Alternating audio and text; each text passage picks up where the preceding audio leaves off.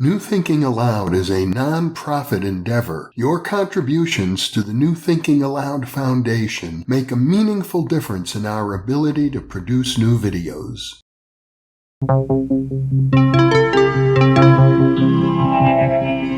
Thinking Aloud. Conversations on the leading edge of knowledge and discovery with psychologist Jeffrey Mishlove.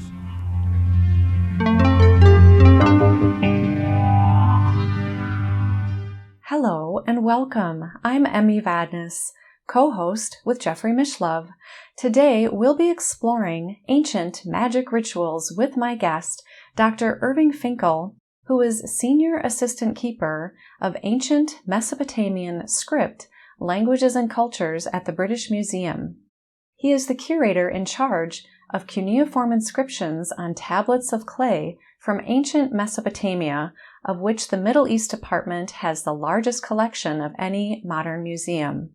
He is author of several books, including The First Ghosts, The Ark Before Noah, The Lewis Chessmen and What Happened to Them, and The Last Resort Library. If you enjoy this program, please like, subscribe, press the bell icon, and share. Dr. Irving is located in London, England. Now I'll switch over to the internet video. Welcome, Dr. Irving Finkel. It is a great joy to have you back with me on New Thinking Aloud today. Lovely. I'm glad to be here. The last time we spoke, we discussed your fabulous book, The First Ghosts. And in that book, you share, and also from your doctoral dissertation, you talk about these ancient magic rituals. And in your book, it seemed that there was a lot about getting rid of ghosts, but also sometimes conjuring up ghosts. And at the same time, in ancient Mesopotamia, there seems to be a whole history of many magic rituals. Yes, that's true. That's correct. In fact, the work of the exorcist, who was responsible for getting rid of things that you don't want, was quite extensive, far beyond just dealing with ghosts, but all sorts of other things as well. And in fact, in Mesopotamia, in ancient Mesopotamia, the resources which survive, the ancient documents which survive, show us quite a lot about the whole range of things which a professional had to deal with using what you might call magic or ritual. See, these are very heavy and loaded terms. Ritual, for example, is a sort of abstract which people discuss in terms of this society and that society, ancient and modern. It's a phenomenon. And ritual itself is not quite the same as rituals, which are specific activities, often very traditional, handed down, hallowed, in fact, by use, which attempt to use forces in the world, in the universe, which surround mankind for either good purposes or for evil purposes. So the general consensus was that it was possible to harness forces in order to change what might otherwise happen. So it wasn't that everybody did this all the time or it was a daily activity, but it was something which the people who were specialists, they were well trained in writing, they'd studied all sorts of esoteric documents and straightforward healing rituals and other kinds of rituals, so that they knew when there was a problem to be dealt with, that there was usually a whole bundle of special texts, special activities that had come down from before, which they knew would be very helpful in a particular context, or sometimes they'd be successful in a context. They didn't always guarantee it. So this picture is perhaps most easy to understand by the fact that in ancient Assyria, in about the 8th century BC, in one of the libraries of the kings of Assyria, somebody wrote a tablet which had on it all the responsibilities of the exorcist at large. So somebody who was referred to as an exorcist, who knew the value of ritual and magic, had a large range of specialities. So some of them, as you say, worked with ghosts, how to drive them away, how to mollify them, how to send them back to the netherworld, and once in a while, how to bring them up to the world where we live in order to ask them questions about the future, which was a rather risky thing. But the interface with the ghost issue, although quite big and quite important because it affected a lot of people, was not by any means the only thing. But the word exorcism, which exists in the modern world, and it's known to people who study things in a much later period. The Catholic Church, in fact, even has on its staff people who can do an exorcism if they believe that one of the parishioners has been invaded by a force from outside and it needs to be driven out. They still even have these rituals alive in the modern Catholic Church. And in many religions of the world, there are rituals, big and small, which still function and are still revered. But in Mesopotamia, the exorcist, and we're talking about the period from perhaps about 2500 BC until about the 1st century AD, that sort of span, where we have a lot of literature, a lot of tablets with writing on, and many of them are to do with this exorcist and what they had to do. So the basic force that they operated in alliance with was benevolent. That is to say, they knew magic words, magic activities, which would nullify the forces of evil, drive out demons or ghosts in possession, deal with witches and wizards, all those things. They offered defense and sometimes proactive attack of the forces to which normal people felt themselves vulnerable. So, for example, in the villages of Mesopotamia, not everybody lived in the big cities with large buildings and rich and famous persons, but there were farmers and people who lived in the outskirts and in the villages up and down the country, and they manned the rivers and they went fishing and they had boats, all those sort of population. They didn't know much about all the stuff that we know on tablets because it had nothing to do with them. They were actually living real life, having babies and getting on with things.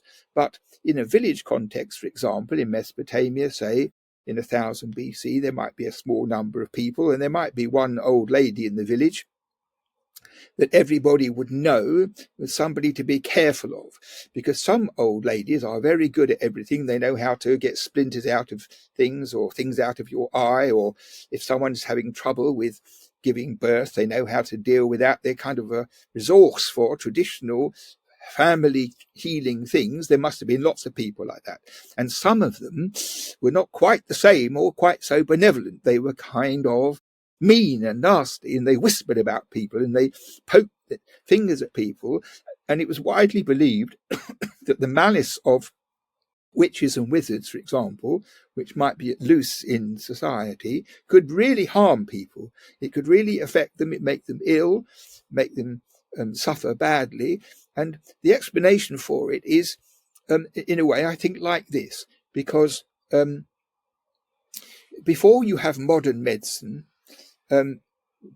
when people became ill or suffered misfortune or any of the disadvantaged things about life, when that happened, sometimes they knew that there was a reason. So, for example, if they put their hand in a candle flame, they knew that they would burn themselves, and they knew if they were naughty and pinched something, it might catch up with them. But very often, things happen to people, bad things happen, for no apparent reason. And they had in Mesopotamia a rather nice system that everybody had one of the gods looking after them. There were hundreds and hundreds of gods, and you had one who looked after you, were supposed to keep an eye on you. But gods, like people, didn't concentrate. They weren't very responsible, and sometimes they went on holiday, and sometimes they forgot all about their poor human beings. So you might be vulnerable, and one of the things you could be vulnerable to is other humans' malice. So witchcraft and sorcery, say in the 2nd millennium BC, was a common subject of fear. And it's not only old ladies, it's also unmarried women, or women with long hair and staring eyes who looked a bit strange and did knitting on the underground, or anything like that. Those sorts of persons, when you had a problem, you think, it's them, because you had no other explanation.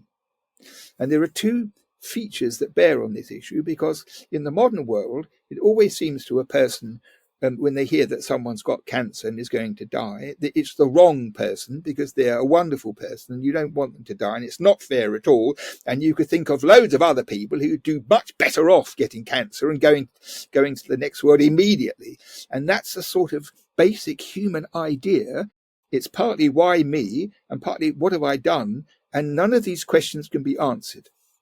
So at some point in the history of ideas, sorcery and witchcraft is a very convenient explanation for unexplained mishaps. So your exorcist, your professional person, knew how to deal with this. So sometimes it was quite a simple matter of wearing some kind of wool with some kind of stone on, which would have a magic effect. Another thing might be that you start a ritual where you make in wax an image of the person you consider to be the witch, and you dress them up in a little dress, and perhaps you write their name on their back. Then you get a needle and run it through, and somewhere 50 miles away, the witch in question is supposed to die in agony. And that sort of magical idea, which is a simple principle, but there are many complicated versions of it, sometimes going over several days, is this thing one can easily understand. It's called sympathetic magic, and it applies in many societies of the world in different kinds of ways.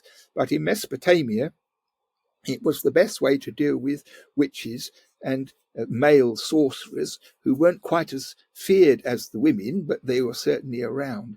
So your exorcist, who when he went to work in the morning and had to think what's going to happen to me today, an example of witchcraft might be a common one. And another thing might be someone who is really ill. They have a fever, they have stomach ache, they have diarrhea, they have this, that, and the other. And the exorcist who was in charge of magic would have a colleague called the Asu, who is more like we call the doctor. And he would know about things that you could drink, you could take as a potion, things you apply inside and outside, and special drugs in a mixture, and things that the exorcist would recite as a magic spell to enhance the magic. And they had a whole battery of knowledge where the therapeutic principle and the magical principle ran in harmony together. So whether the same person was in charge of both, or whether the doctor, so to speak, took his colleague with who would do the magic bit, or whether some people did it all, we don't know. But by the time of the big kings of Assyria, they had a library of hundreds of tablets, all arranged from head to foot, with the healing recipes for all the ills of the body, starting at the cranium and going down to the feet. And they collected them together over many, many, many decades, sometimes centuries, in order to get the best of stuff all together in a reference work like an encyclopedia. So in the British Museum recently, a lot of work has been done to reconstruct this encyclopedia. So we have a whole load of tablets on a shelf, this way, and this way. And if you've got something wrong with your lungs, you're coughing a lot, you go to this tablet here and take it out, and it would give you recipes. Some of them, the administration of drugs, some of them the administration of spells. So your magician, your exorcist, who was the transmitter of ritual activities, would work in conjunction, not in opposition, in order to try and make the patient better, to provide some kind of healing. So as well as prescribing amulets, your exorcist would have to sometimes see that this is the hand of such and such a demon. I recognize this kind of behavior, because his tablets would tell you that if a patient has this thing wrong, and that thing wrong, it's the hand of some evil force, like a particular demon, a particular goddess who was angry or something like that. And then the goddess had to be mollified, or the demon had to be driven away, so that the patient would be clear and free. So they'd have bedside things and more complicated things. And for very serious matters, for example, if a princess in the court was very unwell, everybody would be going up the wall with nerves, and no one would know what to do. And the exorcist would come, and as I imagine it, what the exorcists who worked for the king knew all about the royal family and knew what a fluff they get into. Nothing to worry about here. Oh, I know what's wrong with you, young lady. Okay, let's have a look. They would do something like that. That might be one approach. Or they might go in there looking like Rasputin, smelling of evil things and drugs with a rope around their middle and things hanging around their necks and look very frightening, but be possessed of magic knowledge that would make the patient better. And I think that one of the things which doctors sometimes forget in the modern world, but of course all real doctors know, is that the way you deal with your patients is more effective than the medicines that you give them very often. This is the most important part of healing, so that your patient feels comfortable in your hands, they relax, they trust you, and when you say, I think you'll be better by next Wednesday, you get better by next Wednesday. Well, there's probably something like that in the whole history of healing. And so the exorcists, we have their texts, we have their magic text, and it says you recite this 3 times, you recite that 3 times. And when you read it, it's a bit sterile. But if you imagine sick person who brings his doctor to the bedside, and, they're very frightened, and their husband's very frightened, and the doctor sits down calmly and pronounces it, I think probably a lot of what they did was beneficial, because they had a very sketchy understanding in antiquity of what makes people ill. They can't have had any alternative, but most of the things which they thought made you ill were invisible. So if you had a demon or a ghost in you, you didn't usually see it. And that was their analysis, that there was something inside the body which made you ill, which had to be removed. Well, you can say, of course, this is very primitive, very early man, very simple, but actually it's nothing of the kind, because it's exactly the same in terms of patients as the doctor saying, well, you've got a virus, you've got something in your bloodstream, you've got microbes, you've got something inside you. No one's ever seen a microbe. So it's the same kind of principle. The doctor says you've got a microbe and we'll have to get rid of it. You trust the doctor and out it comes. So by working backwards, it seems to me very probable that the doctors, and we have their texts sometimes over 2,000 years of time, they weren't bluffing their patients, they weren't deluding them or just trying to screw money out of them, but with their experience, most of the things they saw they had seen before, and most of the things they gave them didn't do any harm, and probably sometimes were very beneficial, because it's been shown that some drugs which the Babylonians used and the Egyptians used even today. They've kind of gone down through Greek medicine and Arabic medicine into the Middle Ages, and the same kind of idea that drugs found locally and should be shown to be helpful, of course, are always going to be helpful. So I kind of view these things, I try to view the ancient writings and the ancient practices of this exorcist, for example, with a sort of sympathy, not a criticism that they were primitive or silly, or they didn't know what they were doing, or they were telling lies, but that in their way they were jolly effective people healing the sick and making them better as far as they could. Now, the thing is that you asked me at the beginning about all these rituals. That's not the only thing that these professionals had to do. There were lots of other things. Sometimes babies screamed and wouldn't go to sleep, and you have to have magic and spells and amulets to make the baby shut up. And sometimes women couldn't get pregnant, they needed help with that. And sometimes somebody opened a bar and they wanted the exorcist to come and do magic so that everyone would come and be there and drink together, and the sailors would come when they landed, and it would be a successful business, and a whole slew of other activities.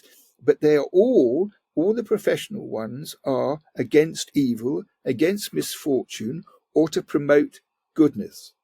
Now, we know that in this ancient culture of the Sumerians, and especially the Babylonians and Assyrians, in the world of human activity and interface, there was certainly evil magic, because we not only know about the witches who practiced their things and whispered and wrote little spells and stuff like that, but there must have been many other people who tried to harness the forces of evil in the same way that what we used to call white magicians, because people say white magic and black magic, or good magic and evil magic, but the people who practiced evil magic undoubtedly used the same sort of ideas as the good magic, but they turned them upside down. And so one of the things that they had to fight against was the people patterning themselves on their own ideas. Now, the benefit of being an exorcist or a magician who dealt on the good side was that all the gods would be on your side. And there are one or two naughty gods, unpleasant ones. They lived mostly down there instead of up there. There were some naughty gods, but not very many of them. But there were loads and loads of gods who all agreed about the difference between good and evil, and who would lend their name to things. So when you wrote an amulet, you might say in the name of, and then you'd write the names of 12 or 15 hot gods, so that the evil spirits, which you can't see, and ghostly type things, which you probably wouldn't see, and evil magicians would all be intimidated, knowing that you had the bigger guns on your side. So it was a bit like that, really. And some of the rituals are to do with esoteric activities, to promote like the success of the king and the well-being of the country at large. And in this catalogue of things which they were responsible for, there are some things we don't know what they are, because they talk about the great water under the earth, and there's some cycle of spells to do with that, and various other things where we've never found the texts that explain what they are. But we have a good handle. It was a busy job. I mean, I don't think they had a consulting clinic in Harley Street, but they would know in a town where the people who did this kind of work lived, and you would go and consult with them. You tell them what the problem was, and then they would come and help you. Sometimes they said that the best way to deal with this is to have a seal worn round the neck. And they had a tradition in Mesopotamia that different stones, geologically defined stones, different colour, different texture, different flecks and things like that, had their respective important value, most of it very benevolent. And so they might say, oh, this is a case where I think we need a carnelian seal. Now, a carnelian seal would be rather costly, because carnelian didn't, as it were, grow in ancient Iraq. It had to be brought to the country from perhaps Afghanistan or somewhere like that, somewhere beyond the borders. So if it was really necessary to have a carnelian seal, that's going to run into rather a lot of silver. So I suppose the doctors who prescribed this thing would only do it when they knew that the clients in question, perhaps a fat merchant with a lot of money, would be in a position to pay up without arguing, and they wouldn't impose it on somebody with 9 children and a skinny wife who was dying of lung disease. They wouldn't bring it up. But I think on the whole, I read once there was a very good book written by a man called Guido Mino, and he was professor of medicine in Yale, I think, a really big shot American hospital doctor, head of this, head of that. And he wrote a book in his latter years called The Healing Hand. And what he did was he wrote about the medicine of China and Japan, Egypt and Mesopotamia, Greek and Rome, about the rituals and the activities that the healers did. And he did it in a very sensible way. So he read up about it, all of these different things, because he didn't know them all. And then when he'd done, for example, the Mesopotamian draft chapter, he went to Chicago and met Miguel Civil, who was the best Assyriologist ever in America, who sat down with him and read through the chapter and pointed to this and pointed to that and explained things. And then he went to Paris, where there was a man called Labat who knew all about other things to do with medicine. So he wrote a series of chapters in an extremely lively and readable fashion about these medical systems, bringing out to some extent what they had in common and how they differed from culture to culture.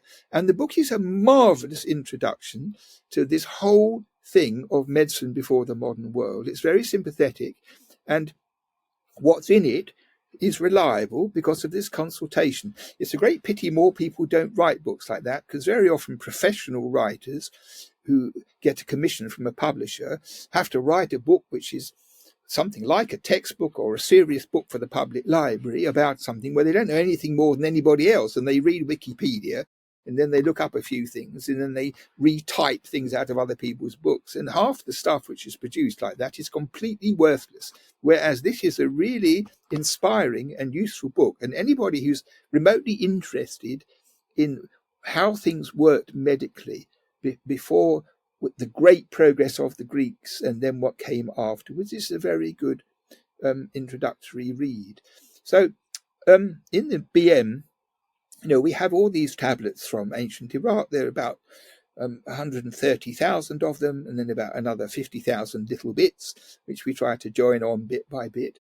And they are an extraordinary thing because the fabric that they present, like a kind of wall hanging, covers all aspects of writing in that culture that there were, and they are to a large extent mirrored in our own culture. The purposes for which we use writing, which is at least in the good old days before the world became insane, you had a piece of paper, you had a pencil, you had a typewriter. Things that you recorded by those means are more or less the same. So you have legal and administration matter. You have things to do with the army and the state and the crown. You have things to do with religion, things to do with literature, letters, all those sorts of genre, which if you made a list of 20 things that human beings primarily use writing for, say now or in the Middle Ages or whenever writing was well established, so it was with them. So it means that by some completely unexpected principle, most of the things that were ever written still survive in the ground and when they're excavated in museums and what have you, because the clay they wrote on, which was impressed with this cuneiform writing, is more or less indestructible. If it's buried because of a warfare and the collapse of houses, or there's a fire, it doesn't matter, because when they're excavated, the clay is there and the writing is there. So the most amazing stuff comes out. And we don't have enough people to do all the work, even now, to read all these documents. And Lord knows what will happen, because one day the world will be like this, that there will be no more warfare, because the idiots who are responsible for it will all be dead.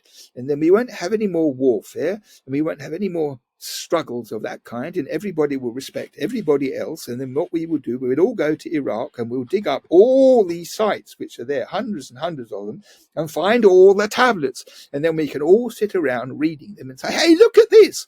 And you read something out and say, well, look at that, maybe just take a look at this thing, and it will be the most exciting thing. And that has to be done, because it's easy to think this stuff is so old, the languages are dead, it's all pointless, do we really need people to be doing this? But actually it's to do with the humanities in the biggest possible way. And when you see people naked as they are there, because they didn't manipulate their records, they just had things they wrote down. So you see them more or less without clothes on. You can't see everything, but you get a good angle on the reality of their life, and it evokes sympathy, because they are practically speaking the same as we are. And even though it looks very different and their language is dead, and they had their own religion, their own food and their own clothes, and no doubt if 3 or 4 Babylonians were on the station platform at King's Cross, everybody would look at them askance and wonder who they were.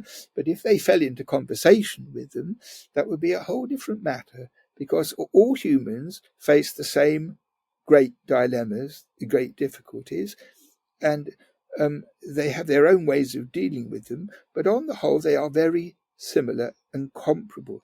So I think that studying things like ritual, which you might think, well, it's a stuffy old silly thing before proper religion, and they didn't know what they were doing, and they didn't have any science, and it's just the early flutter of semi-imagination. It's nothing of the kind. It is a highly sophisticated, established system where the practitioners worked in accordance with an understanding of very remote traditions. Sometimes they knew that the spells they had were already 1,000 years old, and that they respected them, because if someone's been uttering something for 1,000 years, chances are it's rather smart. And they worked on the whole in a beneficial way. Now, there's other sides of this, which we talked about briefly at the beginning, that aside from the magic of incantations and the healing activity, they were very adept at fortune telling, at predicting the future, and they were very adept at astronomy and astrology, which is a kind of blend of astronomy and fortune telling. So all these things, which still are alive in our world, and people have in their local newspaper your prediction when you were born, what's going to happen to you today, all that kind of thing. It began in Mesopotamia because in about 1400 BC, the astronomers who had spent all of their lives looking at the heavens from the vantage point of southern Iraq, where there was no smog in the sky and no pollution, you could see everything perfectly, they started to make observations and collect things, and they worked out how the movements of the planets can be predicted and how eclipses could be predicted, and they had a very serious grasp of astronomy, a large lump of which ended up being improved and developed by the Greeks who went to Babylon and found out about it. They also invented the zodiac, the 12-house thing where the movements through the heavens are there, and that was the origin of the idea that if you're born in such and such a house and such a day, you're going to become a famous radio producer, or you're going to play bass for Elvis Presley or something marvelous like that. So all these things are written on tablets, and when you see the tablets in a museum, which of course everybody should go and do, when you see them, they all look the same. They're bits of clay with wiggly bits on, but actually the breadth of material and the range of it and the sophistication of the things that they wrote about is astonishing, because they were able mathematicians, very able mathematicians. And we have texts from the schoolroom where poor kids who learned how to write a bit and were going to have to be scribes had to learn about geometry and measurement and all those horrible things. And in the British Museum, there's a big tablet with diagrams of geometrical things on with questions underneath, horrible questions. You know, the sort of thing like when you're at school, they torment you. You know, if it takes 3 men to build a wall with 3 courses of brick, a month in February, how long would it take them to build the Eiffel Tower? That kind of stupid question. Well, that's the sort of thing the boys had to do there, because if they were going to become scribes, they might become exorcists and diviners or astronomers, and they would have to be extremely good at writing and reading. They'd have to be very able A1 students to go into those disciplines, because they were intellectually of a very high nature. But people who learned to read and write, who were okay but never going to be geniuses, they were kind of put into writing letters, writing administrative documents, things like that. And sometimes they had to work for architects. So this is a thing which mustn't be underestimated, because everybody knows in antiquity they had palaces, and palaces are like modern palaces. They're much, much bigger than everybody else's house. They're much better built. They have lots of rooms, and they have courtyards, and they have cellars, and they have storage rooms, and they're easy to defend and all that. So any normal king wants a red-hot palace so that everybody thinks he's a red-hot king. So if you become king of Babylon, you say, oh, well, I want my palace. I think we'll have it over there. How do they do that? How do they do that? And we've found recently some incredible tablets, which are about this big, which have on them the drawing of a courtyard with rooms around it, drawn on the surface of the tablet, one piece like that. And they have holes in each end. And what happened was this, that in an architectural school, it must be like this, that they made lots and lots of tablets of this size with, say, a courtyard, the stables, the bit where the women lived, the bit where the men lived, where people changed for rugby. I don't know what it would be. All the different parts of the palace, each drawn on a clay tablet with holes in that you could peg together. So when the king came and said, well, come on, guys, I'm paying you. Let's see the blueprint. Well, they didn't have sheets of paper with blue lines on. They didn't have paper. So the only way they could do it was either draw it in the sand, for example, which would be stupid because 2 days later it would be destroyed, or by making up components. So if you knew that a royal building needed all these different sections, if you made these drawings on tablets with them all, they could be laid out on a table, fixed in position, and then the people who studied mathematics at school, who knew about weight-bearing walls, they knew how thick bricks were, how many bricks you need in order to make an outer wall, and they had to learn all these things. Then with the architects, the designer, they could lay out on the ground, marking it out with a peg and string, that kind of thing, in proportion to the miniature, lay it out on the ground. So the king would come out in the chariot and say, well, it's all right, looks a bit sparse. And you say, well, it's just the plan, Your Majesty. We have to build the thing. Now we've got the plan. So that's what they would do. And they would build it with knowledge of their own media. So when they made clay bricks, they would know about leaving gap for water to come out. They knew about drainage. They were proper intelligent people, like people are proper intelligent people today. And I can tell you that Babylonian engineers were a lot more reliable than half the people in the yellow pages in London. So they were trained in order to do a job properly. And we have all these things. They're just marvelous. You can follow a topic, trace it this way and that way, and sometimes there's a tablet in Philadelphia, and sometimes there's one in the Louvre, and sometimes there's one in Baghdad, and all these things, when they're put together, you suddenly get a whole picture. It's a marvelous thing. Yeah. Wow. Well, thank you for helping bring all of this alive and to help us see the connection of what is 2,000 to 3,000 years ago, which is really very, like you say, similar to who we are today. And when I was reading your book, and also a bit of your doctoral dissertation, you talk about incantations, and you highlight how they frequently would include that it would be against any evil. So it just sort of like... That's a funny thing, because they knew the names of the evil demons. So they sometimes say, whether you are a such and such demon, a Labatsu demon, a Chazu demon, a Lamashtu demon, all the names they had, 7 or 8 of them. And then they say, or any other evil, which means anyone I never thought of. Right. It's very fascinating, because that is what insurance companies do. When you take out insurance, they sometimes put a clause in that says about, for example, copyright or any medium which has not yet been invented. That's a special, malicious, nasty modern equivalent.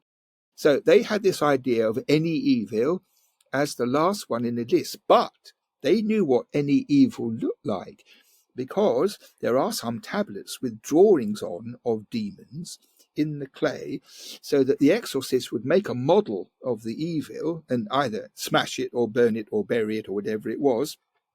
And there is a tablet with a drawing of any evil on it as a role model. So I think that's hilarious, that an abstraction which could not really exist became something tangible. That's a very curious and interesting matter. The other thing is that one of the things which brings ancient magic and spells close to the modern world is the existence of abracadabra words, because everybody knows abracadabra or mumbo jumbo. They are still alive words in the language. Children know what abracadabra is. A magician will say it, and out comes the rabbit from the hat if you're lucky. Well, it's actually a very ancient matter, and the principle of abracadabra is that you have magic words which are not in your own language. They might be in a very early part of your language, or they might be in some other language altogether. But the thing is, you don't actually know what they mean. And that the words are prized after centuries of use. Sometimes they are transmitted from magician to magician with a bit of garbling in the principle, because if you hear something and you don't know what it means, you might not get the shape of the word perfectly.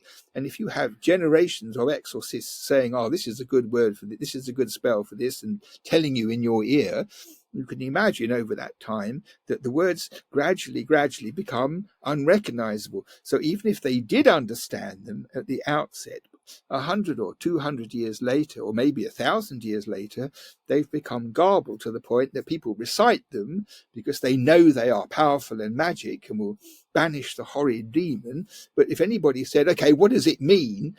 Tell me that, they would be unable to say. Of course, this has other implications in the modern world, because many people used to pray in Latin in church without having the faintest idea what the Latin meant until they stopped that.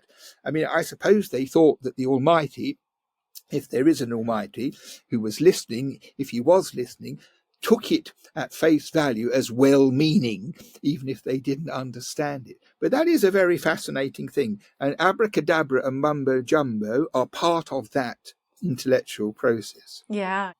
You've used the term exorcist a few times. Is the exorcist the same as the magician, or was their role primarily to cast out the ghosts who were unwelcome and the evil spirits? Yes, the magician could use the forces for lots of other things than driving out evil. So the exorcism or an exorcist is a specialist branch of the magician who might be called upon to bring rain, if possible, or to make sure the battle is going to be successful, or those sorts of things that the king would like him to do so that they felt good. All those sorts of things. They harness the same idea that forces can be bent to human purpose, but the exorcism is a specialist thing, and of course more ringed around with danger. There is a tablet which shows that a young exorcist had to be in good physical to become an exorcist. You had to be in good physical shape and comely of appearance, not ugly, and things like that. So, and of course, pure in behavior. So they had a kind of self-defining process, making sure, because the battle of exorcism would, I suppose, have its dangers, although they never tried to take the evil out of a person into themselves. They would never do that. The idea would be to drive the devil out to where it was supposed to go. Mm-hmm. You've mentioned divination, and one of those being astrology. I'd love to hear a little bit more about divination. And then also, if we could talk a bit about how they used magic or rituals to create what they wanted to have happen, in the realm of intention. Divination is one of their specialities, and they believed that if you were trained and expert and knew the literature, there were different sorts of things from which you could divine, you could tell what was going to happen. So some of these things were purely accidental. So things like if you're having your breakfast cereal and a frog falls from the rafters and lands in your cereal, this would be regarded as something with great ominous significance.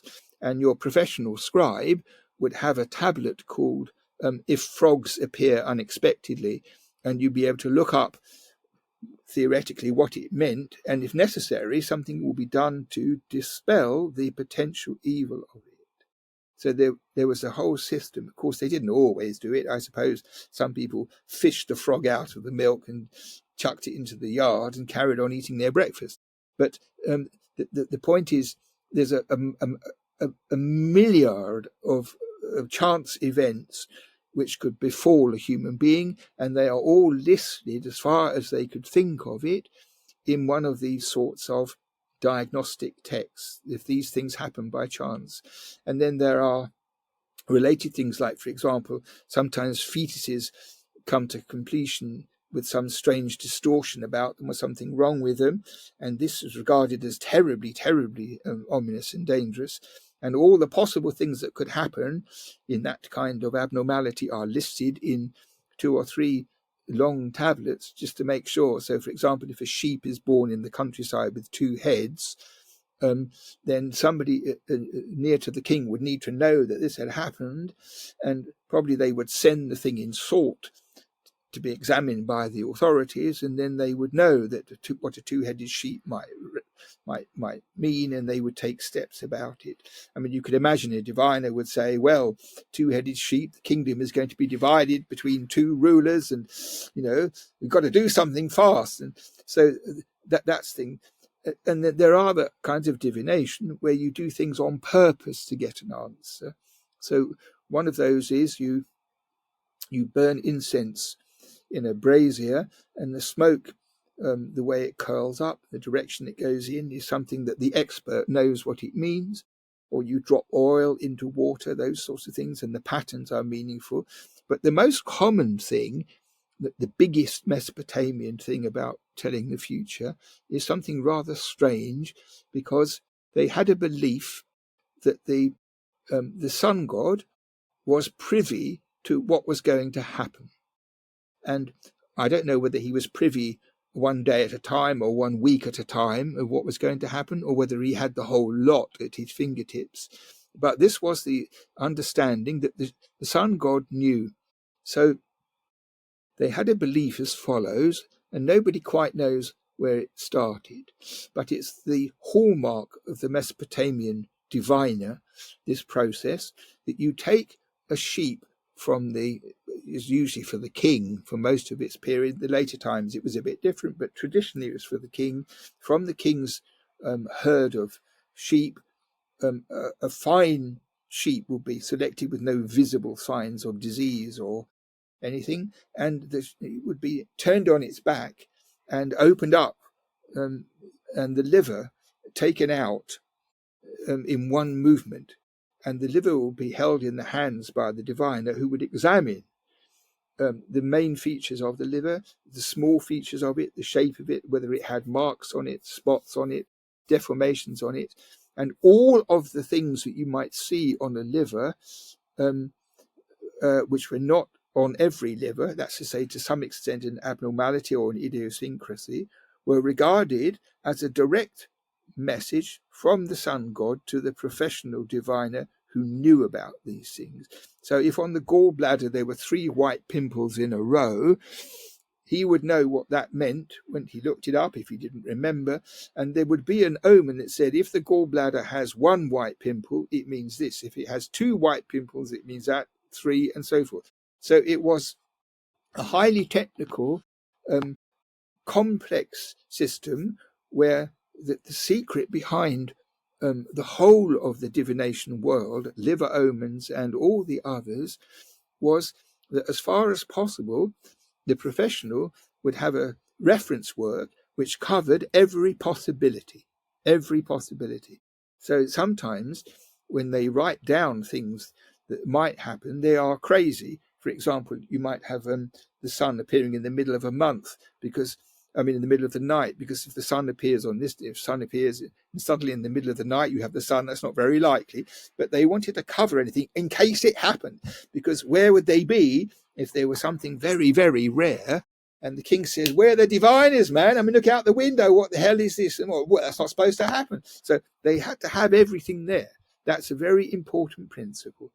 And they had a second principle which ran side by side, which is this, that if something happened once upon a time and somebody noticed that shortly thereafter and apparently connected with it, then something else happened like that, it would be connected. So, for example, if somebody, let's imagine somebody, in fact, anything. Somebody had a fetus with 4 fingers instead of 5 fingers on one hand, right? That would be a very worrying thing. So say that this sort of thing does happen. So say there was a family once where a fetus was born, something like that, and the week after that, the house burned down.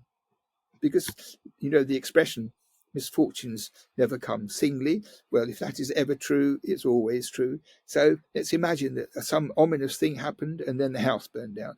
So as far as they were concerned, this was cause and effect. There'd be no one would ever dissuade them that it was nothing to do with one with the other. So when you have that principle at loose in society, you have the capacity to accumulate experiences which provide a kind of core of divination matter. And then the expertise is you have to expand it in every direction, so you do cover everything. That's the thing. So you have what seems to me, so to speak, a fairly rational principle, although it may not stand up to scientific demonstration, that A caused B. Then the collection is that A always causes B, and that anything like A can cause anything like B. So it spreads out and spreads out. So if somebody reads one of these things, for example, in a book, they read half a page. I think these people must be insane. What the hell is this? This is rubbish. But it's an unfair and misleading judgment, because if you know how it works, and the fact that the state was dependent upon divination in many ways, militarily, politically, they used divination as the main tool, then it wasn't nonsense. In its own terms, it had a kind of structure. And of course, there are many cases in the history of the world where omens dictated official policy. For example, in Tibet, when the Chinese came and they didn't know what to do with the Dalai Lama because they thought he would be at risk when the invaders arrived, they took omens, and the omens said, go to India. So they did. So that's in recent memory the same sort of principle. And the Assyrian king would never do anything serious without consulting the diviners. Of course, if he wanted to do something anyway, he might take no notice. But in principle, that was a thing that had to be done. And that still happens today. There are presidents and leaders of countries who consult with diviners, astrologers, and so forth. Yes, well, in many cases, it's probably better they do that than use their own judgment. But there you are. Is there evidence as to how successful they were with these ancient magic rituals? Well, with magic you can't tell, because once it's done, it's done. But with drugs being prescribed for illnesses, you can. And one of the points is, I mentioned before, that sometimes we can see that a plant goes through from Mesopotamia to Egypt to Greece and in medicine. So it holds on to its identity. But the other thing is, the compelling thing is, that we sometimes have recipes that in Mesopotamia demonstrably last for 2,000 years of time. So you have a manuscript and it's copied, and that's copied, and that's copied. And with the passage of time, care is taken to make sure that the recipe is complete. And no one is going to do that if nothing works. No one is going to do that. And when you have, which you do at root, you have the principle that local people know what drugs are good. If you have a burn, what to put on your skin. If you have a boil, if you have a stomachache, this kind of mint plant will help. Or if you have a headache, whatever it would be, there's lots of really serious knowledge about how plants help people from the beginning of time. And they are part of that spectrum, before them and after them. So I think I should think quite a lot of things did work. And if they are compounded with, as I do imagine, the manner of the exorcist, which is either frightening or very kind, but something, not uninterested, but involved, will also lift the patient into conviction that they'll get better. They'll get better. So I think this probably is no more risky to have gone to one of Hammurabi's doctors for a normal ailment than it might be to go to a clinic today in London, especially if you can get an appointment, which is not so easy. What is your favorite ancient magic ritual? Well, I don't think about it like that. What I do like is when you have a spell where you can see that a word, especially a mumbo-jumbo type of spell, you can see that the guy didn't understand it, but repeated it. But sometimes if you find an earlier version of the same line, you can detect the words that became garbled. This is very satisfactory to me, that we can. So if one of these guys came and said, hey, look, we got this magic stuff, I know, but do you know what that means? Because I do. That, I think, is a very nice satisfactory principle. Yeah. Do they say anything about their own intention behind it? Their own consciousness as part of the magic? Well, I think they regarded themselves as intermediary between patient and the gods. So they had a sort of responsible position. And they didn't believe in the gods as what you might call symbols, or by convention, or we call them gods, but we don't really know what they are, or anything like that. They believed in them, as I understand it from their inscriptions, in the traditional way that gods were not man, but they were there and they affected the world, and they had good temper and bad temper, and they had power. So they had the job between these rather intimidating and unpredictable persons and their patients, and in their hands they had life force and healing force and something like that. So I think there might have been people who, yes, there is one thing like that. In Babylon, in about the 4th century, there was a new kind of healing that took off, and it was to do with this, that you had to fumigate the patient for all sorts of different conditions. There's a whole big tablet of fumigation. So, and you had to fumigate the patient in order to restore their health or to deal with whatever was troubling them or to clear blockages or stuff like that. And the fumigation required the use of unguents or things like that, gums, which could be burned in order to produce the stuff like that, which were also not native to Iraq. They must have come from Arabia. And there was an ancient trade in unguents and gums from Arabia from the beginning of time, probably.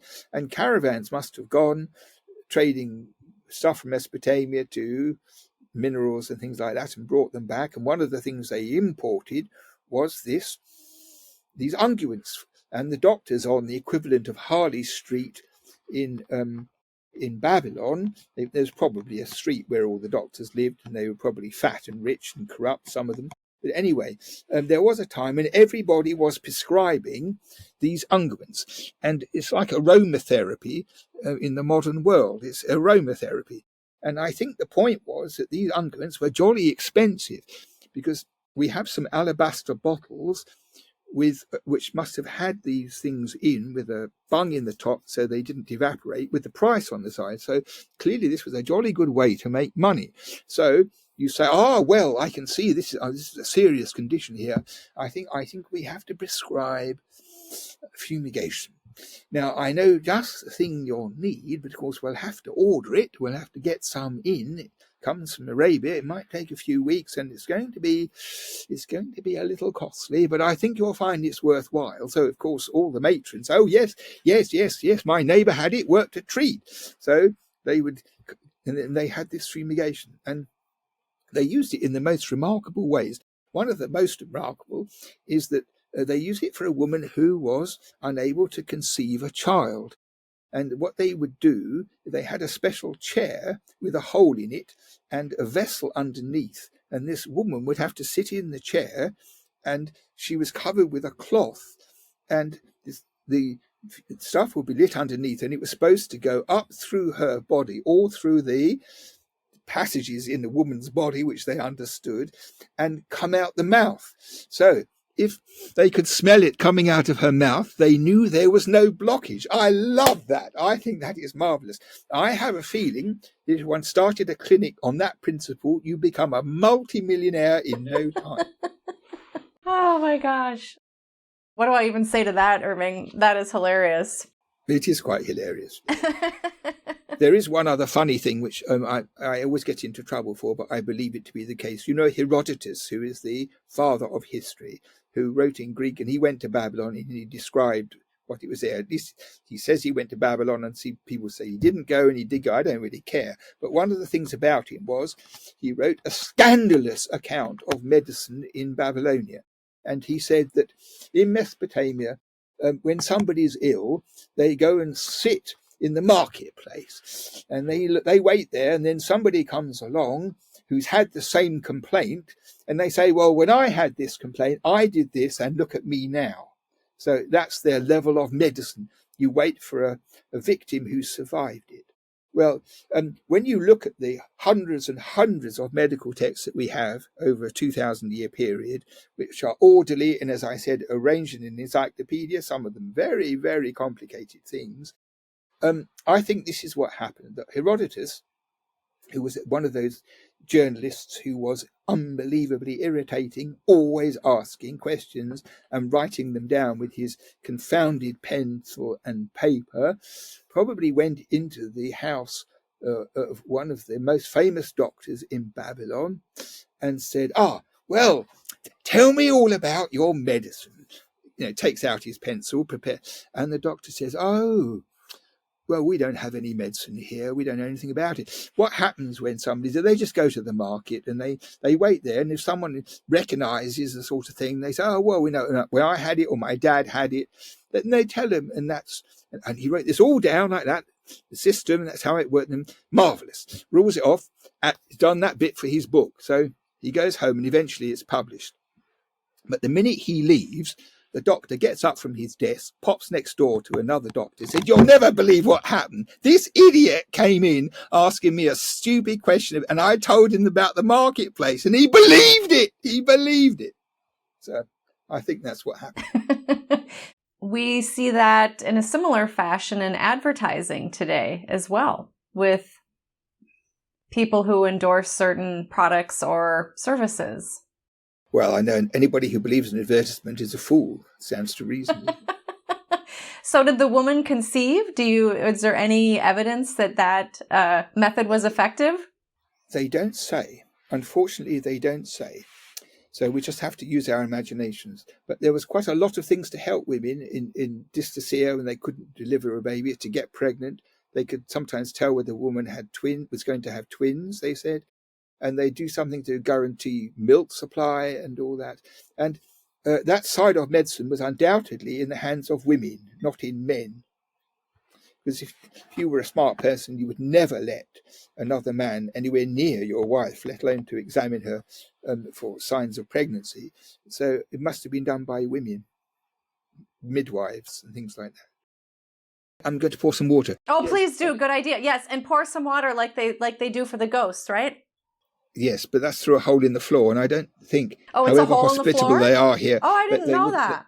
Oh, yes, they wouldn't allow it. Whenever I read that in your book, I thought that was so sweet, how they would pour water for them. Well, I think they were quite sympathetic to ghosts on the principle that if they came back, it's because they were unhappy and they needed to be comforted. They weren't frightened as much as, I think, sympathetic.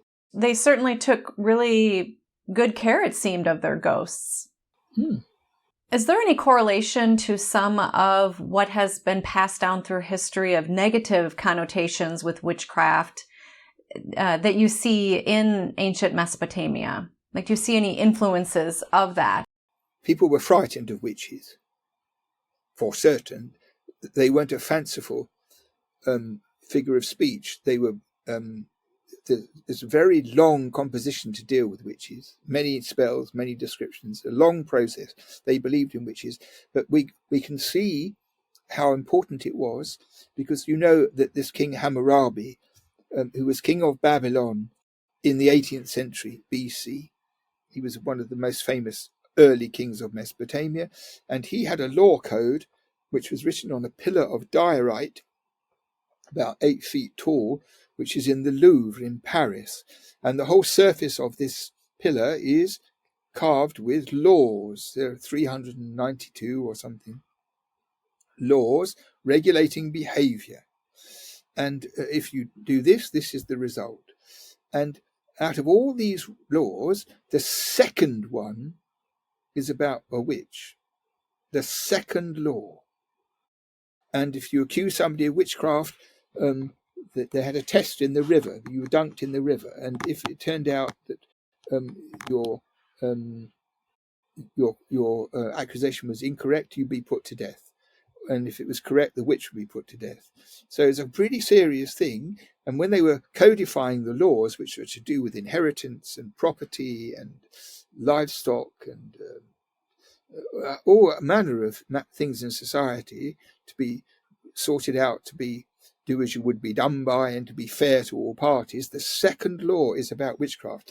So that means that at that time, that was the prevailing belief for evil that happens to people.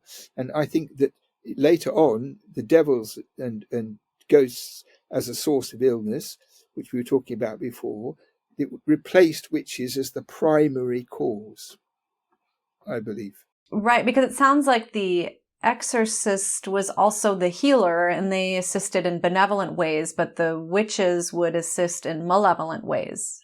Yeah, but they were on their own. I mean, they did undoubtedly write evil spells. There's one or two spells which look like they are evil magic, which have come to light, but they're not many of them. But there were lots of poetic spells against witches and devices to drive them away and to punish them. People were very afraid of slander.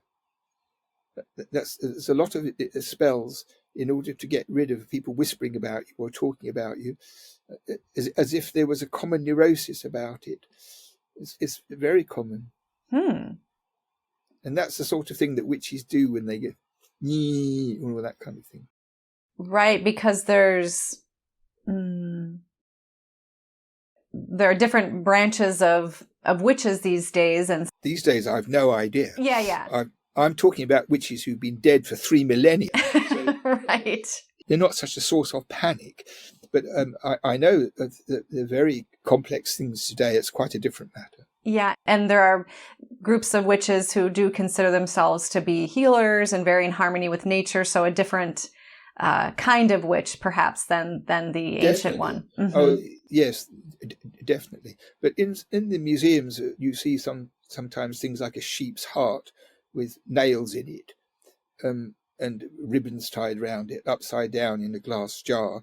That sort of thing is an example of sorcery, where someone makes something which, while it exists, is a constant source of evil for the person, and it has to be found and destroyed, otherwise it lingers, like that sort of thing. And that's closer to the sort of activity that happened in Mesopotamia, I think. Yeah, so it sounds like the ancient Mesopotamians believed that everything was predetermined or that was created by the gods. As you say, you don't know how far in advance the gods knew what their plans were, and that they had those who assisted to mitigate the forces to help their lives. Yes, I don't think they knew exactly what was going to happen. I think, this is a complex matter, because there is an expression about somebody that they died before their time, which is in a La Shim Chishu. Somebody dies before their time. And this is an interesting thing, because it means that a person, so to speak, from their beginning, the plan was that they would live to 78, for example, something like that. But the plan is not cast in iron. And intrinsic to it is the possibility that something would happen and they would die earlier. So this is that idea that there's a kind of theoretical stretch and a realistic stretch probably applies to omens as well, and predicting the future in general, so that when you get an answer, it's like this. I think that this will happen, all things being equal, but any number of things might come which interrupt it. I think that is the way in which the omen matter worked. It wasn't black and white. If this happens for certain. You could never have a system like that. So it must have been, as far as we know, this will happen, but everybody knows that, there could be an earthquake, for example. In insurance today, acts of God are allowed for, like a tsunami or a hit by lightning or something. They're nothing to do with man. Just as in modern insurance, these things are still legally valid. So that's the same sort of idea. They had the idea that not everything was cut and dried in that way. Yeah. It was a subtle system, I think. Well, and there are many variables to life, which is why they had the if this happens or if that happens documents as well. Yeah. You mentioned a couple examples of these, but can you share a little bit more about how they used symbols with their magic? Well, sometimes they would draw a magic circle on the floor with a trail of barley or something, into which nothing could enter, or into which they would drive something. So sometimes you get rid of evil by, for example, putting it into a goat, and then taking the goat out to the steppe and driving it out into the desert, so that the evil would go away. There were lots of devices like that. So that's not used. There's a rather remarkable thing where a man who has some kind of urinary infection has to urinate between the open jaws of a trout, a pike, which has to be held open by the exorcist, and then it shuts and you throw it in the river and the evil goes away with that kind of thing. There's a lot of things like that. We don't do that in the museum, but there are a lot of things like that. On that note, how much of this ancient Mesopotamian magic and rituals do you have a sense has survived today? Well, if you want to say it's survived, you have to demonstrate a survival. So one of the things you can demonstrate, there are probably lots, but at the moment I can think of only this, that when we had this discussion before about ghosts, when you want to bring a ghost up to answer questions, you have to do it by having a skull available of the person whose ghost you want, and the skull is on the table, and the sun god, who's in charge of all these things, brings up the ghost who goes into the skull and then answers your questions when you ask it. So this is what's prescribed in this necromantic ritual. It's a very frightening thing. I think it must have been utterly terrifying if, in fact, there was a noise out of this skull. I think people would die of terror. Anyway, the thing about that is that there are mentions in Greek and also in Greek sources and in Jewish sources, in Aramaic, in the Talmud and rabbinic writings, of the whole idea of using a skull in this way. So to get it to tell you the future. So it's not just the idea of necromancy, but using a skull as the vehicle. And I think it's very likely that it's a survival of a Babylonian practice, which when people knew about it, it seemed to them the obvious way of doing it.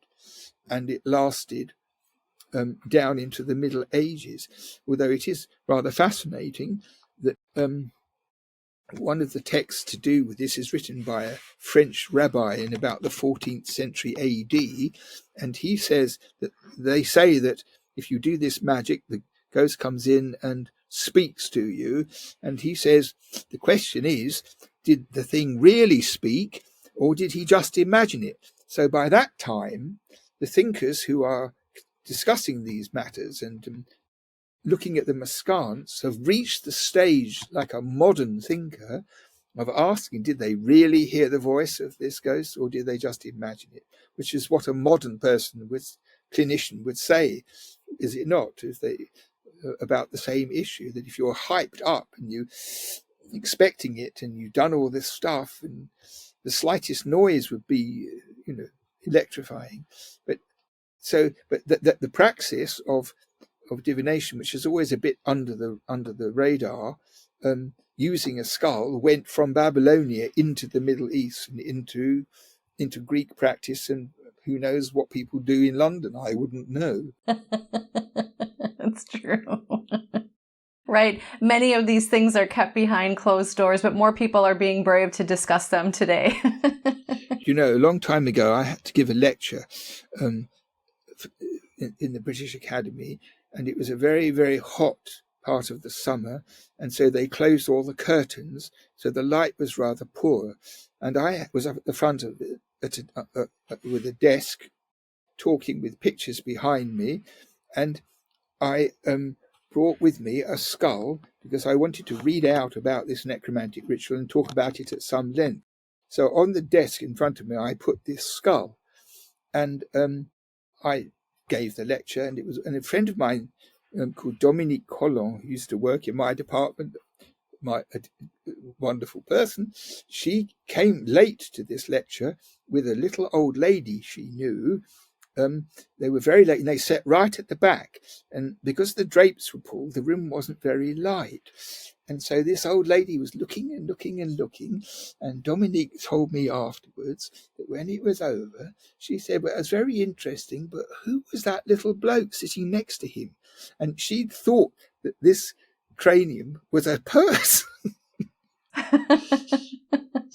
So I'm rather proud of that skull. It's a handy thing to have. Have you adopted any of these ancient magic rituals in your life? No, not yet. Not yet. Not yet. I have a few up my sleeve, but we'll have to wait and see. And when did you know that you are a wizard? Well, I'm not a wizard. I mean, I know all these things. I've read all these things, but you'd have to be a practitioner to do that, to qualify as a wizard. Yeah, that was a question for my husband. Oh, well, I better have a word with your husband later, perhaps. Do you have anything else you want to share today about ancient magic rituals? Well, yes. I found in the museum a cluster of about 30 unknown tablets from about the 3rd century BC. They're near the end of the cuneiform world, right at the end of the cuneiform world. And they are to do with dreams. And the Mesopotamians collected dreams because they used them to predict the future. And they knew about evil dreams and how to get rid of them. And sometimes the kings had dreams. So there's a whole slew of stuff about dreams. But these are something different, because the point there was this, that there were specialist practitioners whom you could employ, so that you would go on the roof and lie down on a kind of bed. They'd burn incense, and at the right time, the diviner or the dream operator would do a lot of magic, so that when you were asleep, you would get a dream. And the dream would come up from below, because they lived in the netherworld, and the dream god would either bring a dream and give it to you, or the winds would bring a dream, and you would experience the dream while you were asleep. And the idea was that you had a burning question, an important question, which would be answered by this dream. So there are about 15 different documents with similar but not identical things. They're all very interesting. And it's a new side of the whole matter, how you have a dream if you want to find out what's going to happen. Now, the annoying thing is that none of the questions are there. None of the questions are there. And also, we don't know how it worked. So, for example, let's say your question might be this: should I get married again? And then, if you're going to get an answer, will my wife outlive me? Will she be faithful to me? Will I have a son, for example? Those 4 questions. So if you're going to do this, you wouldn't just be one question. You probably have 4 questions. So what do? Do you lie down concentrating on these questions until you fall asleep, so that the dream god picks up on it, like by radar, and knows what the questions are? This is one possibility. Although if you go to sleep clenched up trying to think of something, you won't go to sleep anyway. But leaving that aside, that's one thing, that you have it so much in your mind that the dream god can read it. It doesn't say this. I don't know. This is one explanation. Another explanation is that you tell the dream specialist, and the dream specialist reads out the questions. It says here, my client wants to know, should he get married again? If so, is the woman going to be faithful to him? Will she have a son? And also, will she outlive him? Which are reasonable questions. So maybe he reads it out loud as the guy is going to sleep, so that the forces hear all this and they look it up in the book, or they do that, and then they somehow give an answer. So how do they do it? Is it written on the wall? Does the dream come? I mean, I had an idea. You know, in Hamlet, when the actors come and they do a dumb show in front of, to show how Polonius was murdered in the orchard. You remember that thing in Hamlet? Very important thing. Well, I thought maybe what happens is when you have a dream, there's some bloke and some wife, and they have a terrible fight. And so you think, no, I'm not going to get married again. I don't want any of that stuff. It will be a kind of lesson or something. How does it work? We have no idea. We have no idea. But there's a very interesting remark, which is sometimes written on tablets like this. And it says the following: the seer will see and the hearer will hear. Beautiful. Now, it might be beautiful, but I don't think that means anything. What I think it means is that people who can see will see, and people who can hear will hear. And that this is a special clause put in by the specialists who do this, so that if it doesn't work, nobody minds. That's my idea. There's certainly a couple ways to look at that. Exactly. Dr. Irving Finkel, it's been a joy and delight being with you again today. Thank you so much for being with me. It's a pleasure. Anytime. All right. Bye-bye then. And for those of you listening or watching, thank you for being with us. You are the reason that we are here.